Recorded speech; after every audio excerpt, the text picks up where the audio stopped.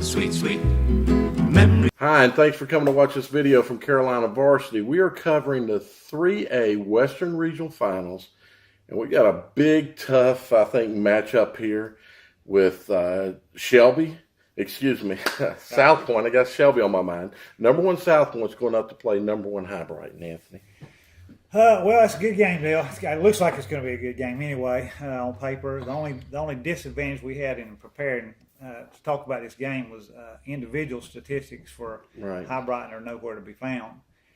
So essentially, what we're relegated to doing is talking about what a team's done. Mm-hmm.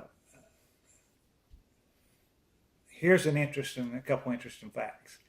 In the regular season, the combined won-loss record for Hibriten's opponents was 57 wins, 72 losses. Right. In the playoffs, their combined opponents' records was 23 wins and 16 losses for a total for the season of 80 wins and 88 losses. Mm-hmm. South Point, on the other hand, in their regular season, the combined records for their opponents was 84 wins and 56 losses.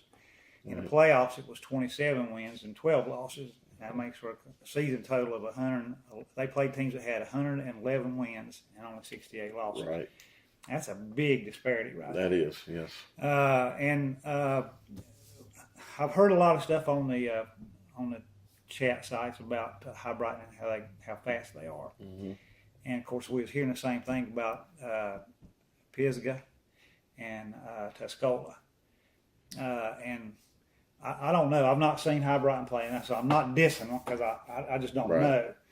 But I do know that speed has been the talk here. Mm-hmm. Well, and to be quite honest with you, South Point's offense, which is usually their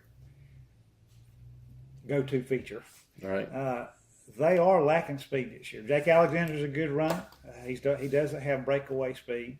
But he's good for the 3 or 4 yards, which is the type of offense that South Point's run. They don't, they'll get breakaway runs, but they don't look for that to dominate a game. They just look to try to get 3 to 4 yards per carry. Mm-hmm. Of course, if you can do that, you're going to keep getting first downs and you're going to be down the field. Exactly right. But anyway, I don't know. The speed is the big question mark in this game for me. Mm-hmm. Now, South Point does have speed on defense. They can close the gaps. Most of the time they can prevent runners from getting to the edge.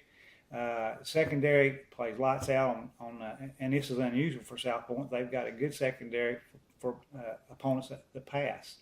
Matter of fact, the South Point defense has been living well off of opponents' passing game. Right.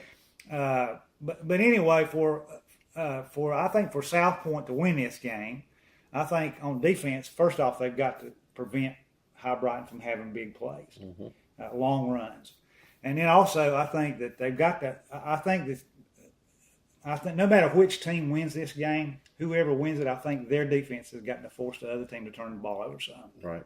At the same time, they've got to take care of the ball. On South Point, I think in order for them to win, their offense has got to take care of the ball. They've got to stay on the field. Right. Hibriten does seem to have an explosive offense. And like I said, I can't find any individual numbers for who's got how many yards or how many passes have been completed and all that stuff.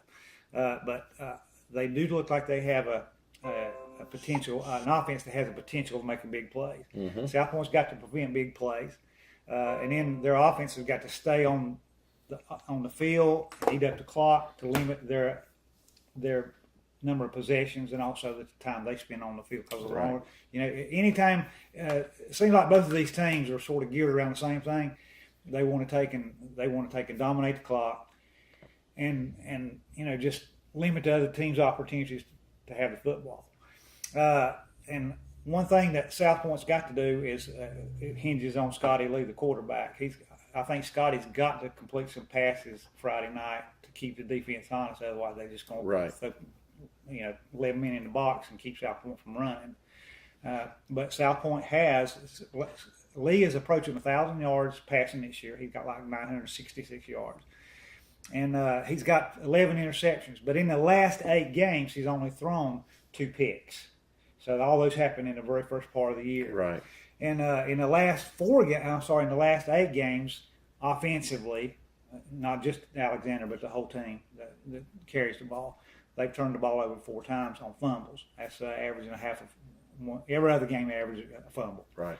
If South Point can limit those, take care of the ball, I think that they'll have a good shot at beating Hibriten. But you know, the same thing is really true for Hibriten. Sure. I think they've got to pretty much do the same thing South Point's got to do. I tell you what, I think this game will come down to. I think it'll come down to one big play toward the end of the game: a block punt, a mixed extra point, a made field goal. I think field position is going to be a key factor in this game. Right. Neither team can allow the other team short porches. Right. They've got to keep the other team away from the end zone by making them have to go a long way. And you know, when you carry the ball or when you pass, the longer you have to go, the more opportunities there are for you to make a mistake. That's the right. other team can capitalize on. So to me, that's the key points of the game. And that's the thing to me that to look for. I think it'll be a low-scoring game. I think the over and under is going to be 50. I don't think neither team score more than 25 points, unless one team just gets down and then they quit. Right. But I think it'll be a close game. I think it'll be somewhere around maybe like 24 to 21, 28 to 25, 24, somewhere around in there. But I think it'll be a close game with a touchdown or less.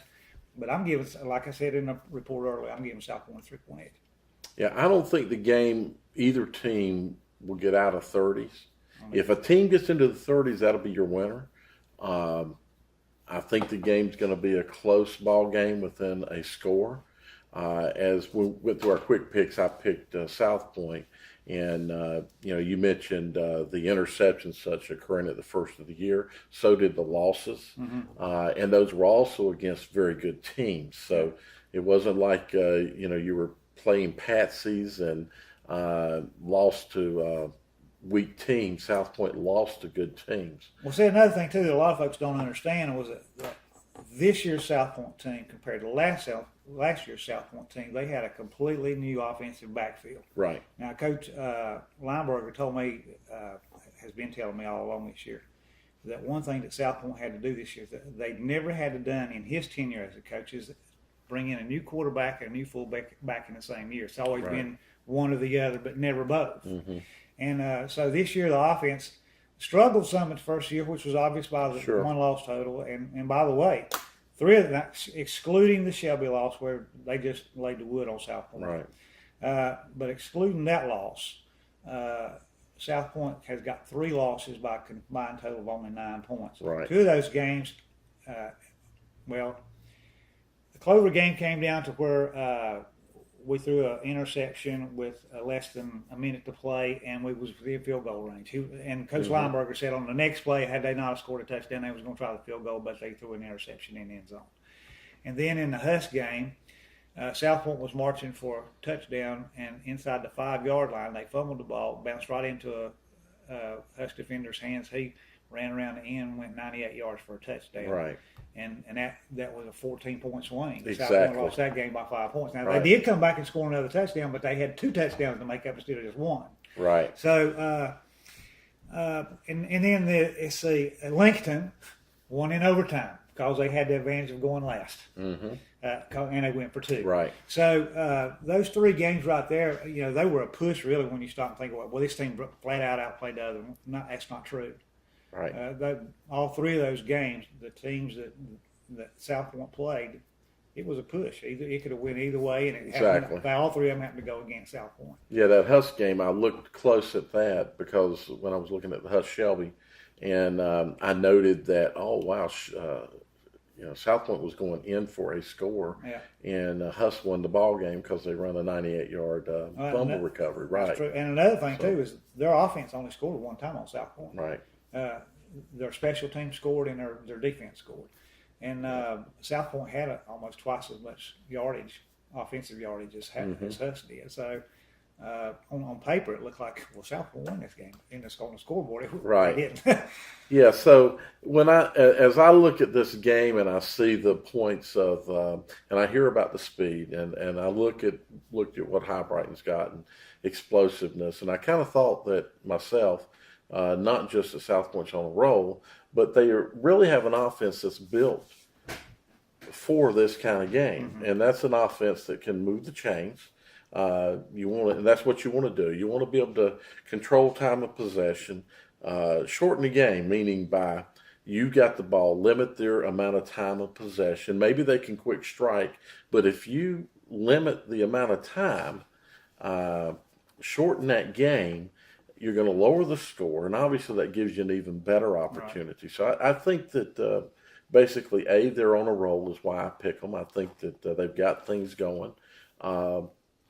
And I believe they've got an offense that's built to play in this game. I think it's going to be a close ball game, a tight ball game.